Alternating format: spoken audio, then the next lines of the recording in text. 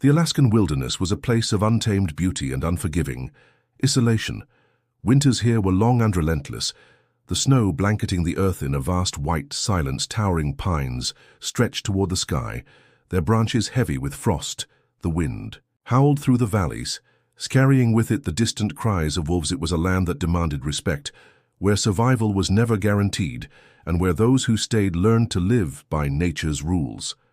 David Thompson had chosen this life willingly. He had once worked in an office surrounded by the hum of computers and the sterile glow of fluorescent lights. But that life had never suited him. He longed for something real, something honest. So when the opportunity arose, he packed up his world and moved, with his wife, Emily, to the wilderness, far from the noise of modern civilization.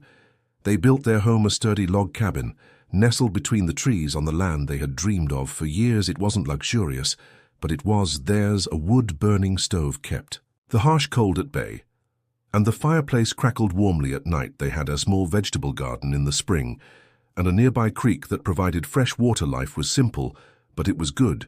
Then came Jack. Their son was born in this wilderness, under the same sky that stretched endlessly over the mountains.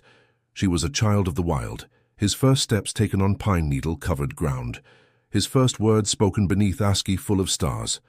At 2 years old, he was full of curiosity, his bright blue eyes constantly scanning his surroundings, his little hands always reaching for the world around him. And wherever Jack went, Buck followed. Buck was more than just a dog. He was family, agreed. Pyrenees bred for centuries, to protect and guard. He was massive, his thick white coat blending almost seamlessly with the snow.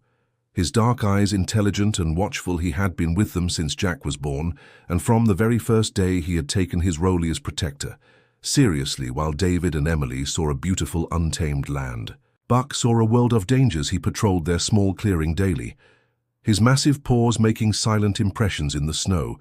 He sniffed the air constantly, ear-twitching at the slightest unfamiliar sound. He slept beside Jack's crib at night, his body positioned like an impenetrable wall between the child and the door. David often laughed about it.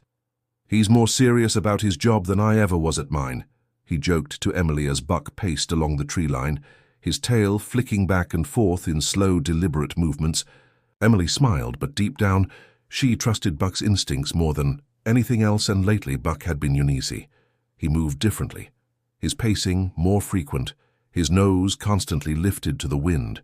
His usual calm had been replaced with an alertness that unsettled even David.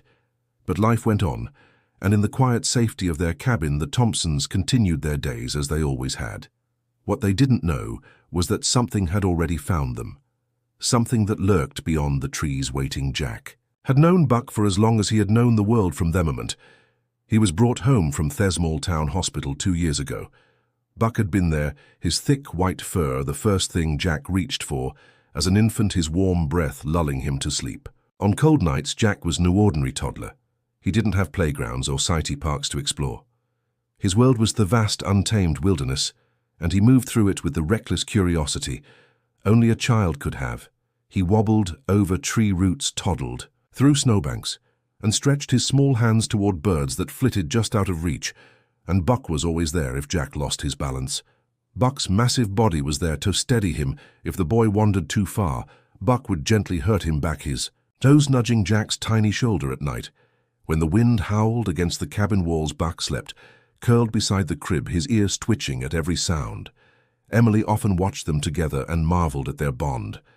One afternoon she sat by the cabin window kneading dough for bread, while Jack played just outside. The sun was bright, reflecting off the snow, and Jack was bundled up in his heavy coat, his chubby legs making clumsy imprints in the frost-covered ground.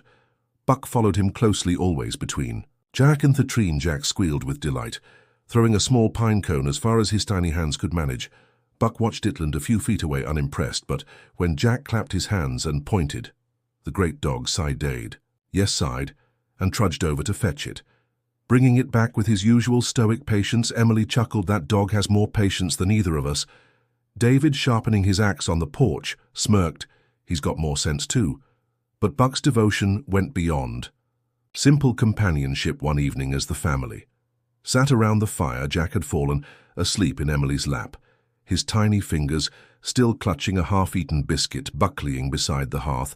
lifted his head, suddenly ears pricked forward, then came a low, rumbling growl. David glanced toward the door. Buck. The dog was standing now, his thick fur bristling. He moved toward Jack, placing his massive body between the boy and the entrance.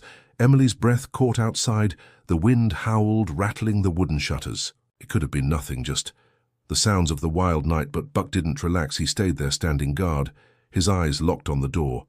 His muscles tense. Jack stirred in his sleep, unaware of the quiet warning being given on his behalf. Emily and David exchanged a glance. Buck had sensed something neither of them could see, and they would soon learn just how right he was. Winter had settled over the Alaskan wilderness like a heavy blanket. The days were short, the nights long and unforgiving. Snow piled high against the cabin walls, the cold seeping through even the thickest wool for the Thompsons. The isolation was nothing new. They had prepared for it. Firewood stacked high shelves, stocked with dried meats and preserves, their routines adapted to the rhythm of the land. But this winter something felt different. Emily was the first to notice. "The forest is too quiet," she murmured one morning as she stood by the window holding a steaming mug of coffee. David, pulling on his heavy coat for another round of woodcutting, barely glanced up. "It's winter, everything's quiet." "No," she insisted, "not like this." She was right. The usual sounds of the wilderness, the distant howls of wolves, the sharp calls of ravens, the rustling of unseen creatures moving through the brush were gone. Even the wind, which normally howled through the trees, had softened into an eerie stillness. And Buck had changed. The dog had always been protective, but now he was restless. He patrolled the property with a new urgency, his head low, his ears constantly swiveling. He refused to come inside for long, choosing instead to sleep on the porch, his massive body blocking the door. One night, David stepped outside to check the traps, his breath curling into the freezing air. Buck was there, standing, motionless, at the edge of the clearing, staring into the darkness beyond the tree. David followed his gaze but saw nothing, just endless black, the kind that swallowed light whole. "You see something, boy?" David asked, shifting his rifle to his shoulder. Buck didn't move.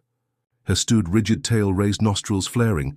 Then after a long moment he let out a loud warning growl. David shivered, but not from the cold. "All right," he muttered, backing toward the cabin. "Let's get inside." Buck hesitated before turning, but even as he stepped through the door, his head kept swiving toward the trees. Whatever was out there, it hadn't left. The next morning, Emily found tracks near the edge of the clearing. At first she thought they were from a wolf, but as she crouched down, pressing her fingers into the frozen impressions, a chill ran up her spine. The prints were too large, too deep, too heavy. David knelt beside her, frowning. "That's not a wolf." "No," Emily whispered, her throat tightening. "It's a bear. Bears were supposed to be hibernating, but this one wasn't, and it was too close to their home." Buck, standing beside them, lowered his head, his deep brown eyes fixed on the trees. The unseen danger was no longer unseen. It was watching them. It happened on a morning like any other. Emily was inside the cabin, kneeling by the fireplace, brushing a hand over Thaifa rug as she stoked the embers back to life.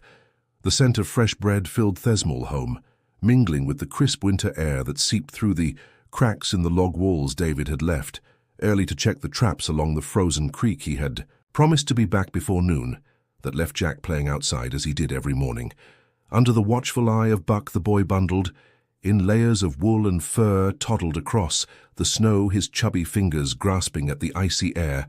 Buck was close behind, his thick coat dusted with frost, his massive paws making almost no sound in the snow. Jack giggled, chasing a butterfly that had no business being alive in such cold. It fluttered weakly, a final defiant act against the coming storm. The child's small boots crunched forward, high excitement, carrying him just beyond Buck's usual boundary.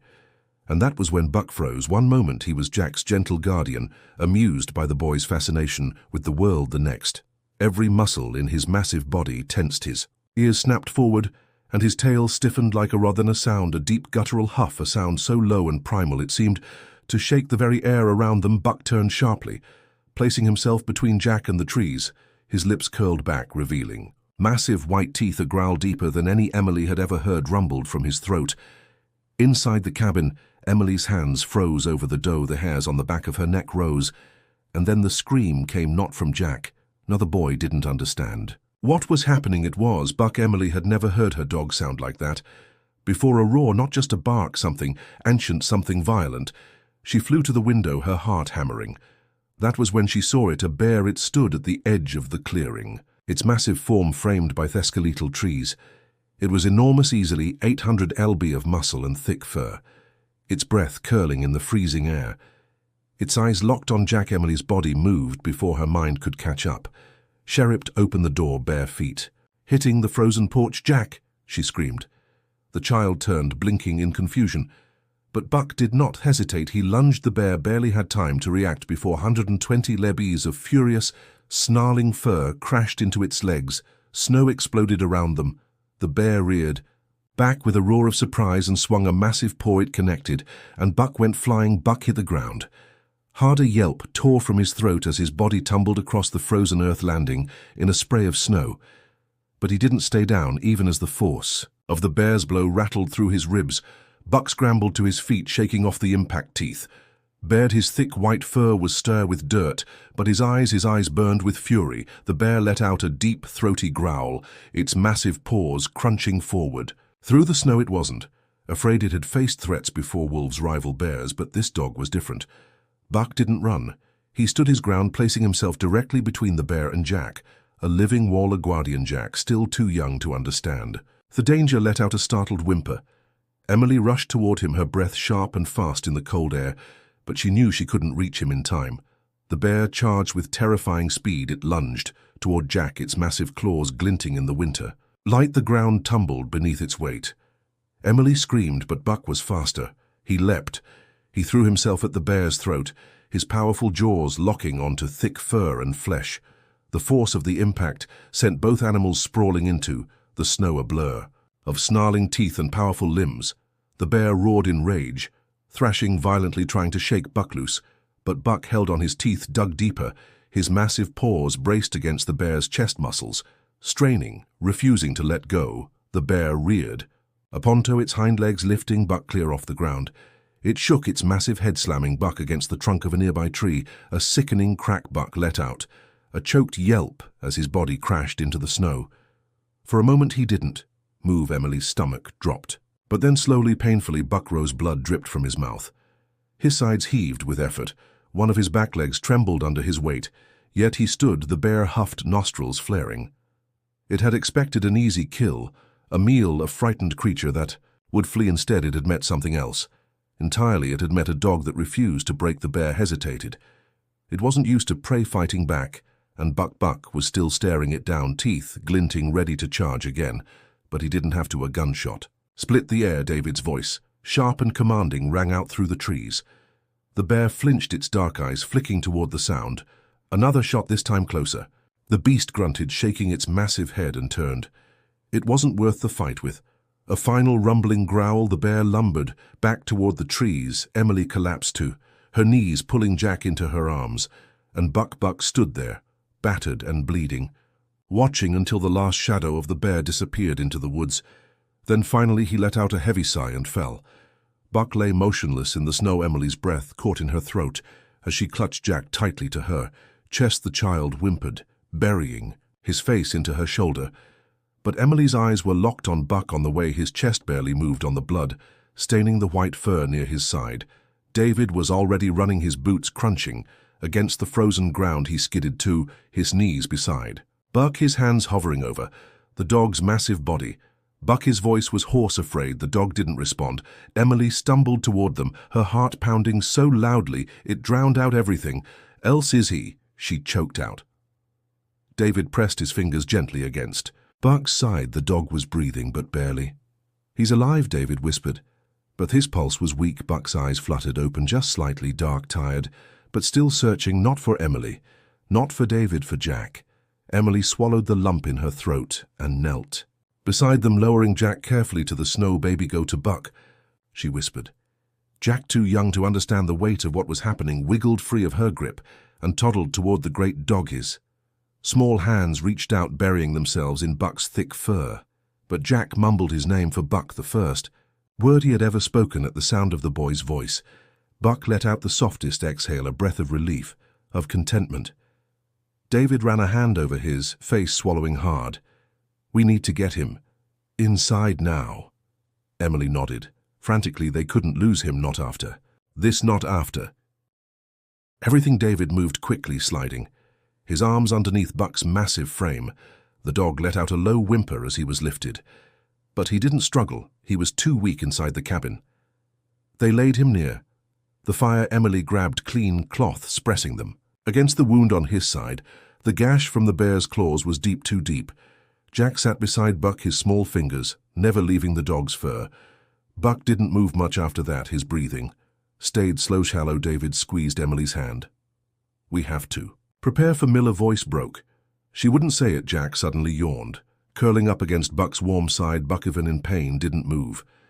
He lay still, protecting Jack, even now. Emily ran a trembling hand over Buck's head. "Stay with us," she whispered, and then for the first time, since the fight, Buck moved, his great head nudged toward Jack, pressing against the child's tiny frame. It was weak, almost imperceptible, but he was still fighting, and Emily dared to hope. The fire crackled softly in the cabin, casting flickering shadows against the wooden walls. The warmth from the hearth spread through the small space. But Emily still felt cold. She sat beside Buck, pressing a fresh cloth against his wound. His breathing was slow but steady now. A fragile rhythm that reassured her just enough to keep hoping. Jack had fallen asleep, curled into Buck's thick fur, his tiny finger stangled in the dog's coat. Even as Buck lay wounded, he had let the child rest against him, unmoving, protective, even in his weakest moment. David sat on the floor, his elbows resting on his knees, watching them both. His usual steady hands were shaking. The rifle he had carried earlier was propped against the wall, useless now that the real battle had already been fought. Emily reached for a small tin of salve she had made from herbs before winter set in. Her fingers trembled as she gently rubbed it into Buck's wound, whispering reassurances, even though she wasn't sure if he could hear her. "You're going to be okay," she murmured. "You have to be." David exhaled, running a hand down his face. Emily, she didn't look at him. She couldn't. If she met his eyes, she'd seethe truth she wasn't ready to face. Instead, she focused on Buck. His fur was matted with blood, but beneath it she could still see the strong, noble dog who'd watched over their family every day. Since Jack was born, David cleared his throat. He should have listened. Admitted. Emily finally glanced at him. "Bruh, furrowed to you." David continued. "To Buck," I told myself. There was nothing out there, that it was just another winter. But he knew all along. Emily swallowed hard. She had felt it too, that creeping unease, the way the land itself had seemed to hold its breath, and Buck had sensed it first. She turned back to the dog stroking the soft fern near his ear. "You saved our son," she whispered. David's voice was thick with emotion. "You saved all of us." Silence filled the cabin, the weight of it pressing down on them both. Then Buck shifted, just barely, but enough. His great head turned, his eyes cracking open, held out a slow, tired breath and pressed his nose just barely against Jack's tiny hand. A wave of relief crashed over Emily. She laughed, half in disbelief, half in gratitude. David let out a shaky breath. "He's not done yet." No, he wasn't, and neither were they. Tomorrow David would reinforce the fence. Emily would stock more firewood. They would be better prepared. But tonight they would sit beside their dog, their guardian, and be thankful for the life he had fought so hard to protect. Morning came slowly to the frozen wilderness. The golden light of dawn crept through, the cabin windows glinting off the snow outside. The storm had passed, leaving the land eerily quiet, but inside the cabin life remained. Buck still lay by the fire, his body weak but his eyes brighter than the night before. Jack sat beside him, his small hands buried in the dog's thick fur, as if holding onto him with all the strength his tiny frame could muster. Emily knelt next to them, running her fingers through Buck's coat. "He's getting better," she whispered, not just to David but to herself, to reassure her heart that had been so close to breaking. David nodded, standing near the window. His face was solemn, his mind heavy with the weight of what had happened. The bear's tracks were still visible. Beyond the clearing, a reminder of how close they had come to losing everything, and yet they hadn't lost anything, not because of luck, not because of fate, because of Buck. David exhaled. "Slowly, I spent years thinking I had to be the protector that it was my job to keep us safe, and then a dog did it better than I ever could." Emily looked up at him. Buck didn't do it because he had to, he did it because he loves us. David swallowed his throat tight. He should have trusted him sooner. Buck had known before any of them he had sensed the danger. He had felt it in the silence of the forest, and when the moment came when it mattered most, he had thrown himself between Jack and death without hesitation. Because that's what loyalty is. It isn't just about protection, it's about devotion, about love. Jack, still too young to understand the depth of what had happened suddenly, leaned down and pressed his small face into Buck's fur, but he mumbled softly, his voice full of sleepy affection. Buck let out a slow exhale, a sound of quiet contentment. Emily's heart swelled. David turned from the window and walked over to Buck. He knelt beside him, resting a rough, calloused hand on the dog's side. "I won't ever take you for granted again." Murmured. The fire crackled beside them, casting one light over the three of them and woman, and the dog who had saved their family outside the wilderness, stretched, endlessly untamed and unpredictable. There would always be dangers, but they would face them together, because loyalty isn't about obligation. It's about love, the kind that stands between danger and the ones who matter most. And Buck, their silent, steady guardian, had given them the greatest gift of all, each other, the end.